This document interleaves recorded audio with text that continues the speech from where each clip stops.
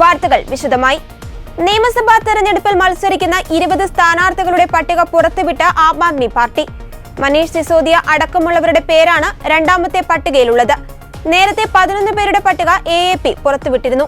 ജൻപുരയിൽ നിന്നാണ് സിസോദിയ മത്സരിക്കുന്നത്. ഭരണവിരുദ്ധ വികാരവും ചില നിയമസഭാ അംഗങ്ങൾക്കെതിരായ പൊതുരോക്ഷവും കണക്കിലെടുത്ത് അടുത്ത നിയമസഭാ തെരഞ്ഞെടുപ്പിൽ 1/3 സീറ്റുകളിലും പുതുമുഖങ്ങളെ പരീക്ഷിക്കുവാൻ ആം ആദ്മി പാർട്ടി തീരുമാനിച്ചതായി റിപ്പോർട്ടുകൾ പുറത്തുവരുന്നു. ഗ്രൗണ്ട് സർവേകളുടെ അടിസ്ഥാനത്തിലാണ് അഴിച്ചുപണി. കഴിഞ്ഞ മാസം പുറത്തിറക്കിയ സ്ഥാനാർത്ഥികളുടെ ആദ്യ പട്ടികയിൽ നിന്ന് 3 സിറ്റിംഗ് നിയമസഭാ അംഗങ്ങളെ ഒഴിവാക്കിയിരുന്നു. സമീപകാലത്ത് കോൺഗ്രസ് BJP പാർട്ടികളിൽ നിന്നും AAPയിലെത്തിയ 6 നേതാക്കന്മാർ ആദ്യ പട്ടികയിൽ ഇടം പിടിച്ചു.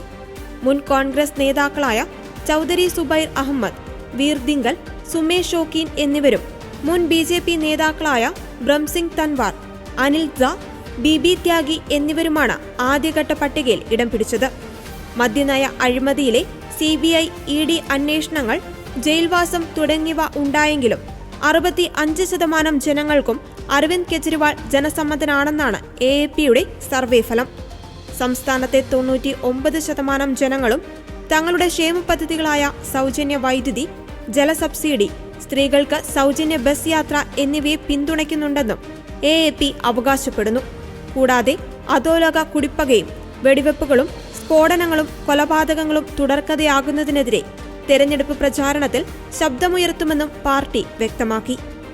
നിയമസഭയുടെ കാലാവധി ഫെബ്രുവരി 15 അവസാനിക്കുമെന്നതിനാൽ 70 മണ്ഡലങ്ങളിലേക്കുള്ള നിയമസഭാ തെരഞ്ഞെടുപ്പ് ഉടൻ ഉണ്ടാകുമെന്നാണ് സൂചന. 2020 നടത്തിയ തെരഞ്ഞെടുപ്പിൽ 70 സീറ്റുകളിൽ 62ലും AAPക്കായിരുന്നു വിജയം. വൻ വിജയം നേടി പാർട്ടി 3ാം തവണയും കേജ്രിവാളിനെ തന്നെ മുഖ്യമന്ത്രിയാക്കിയിരുന്നു.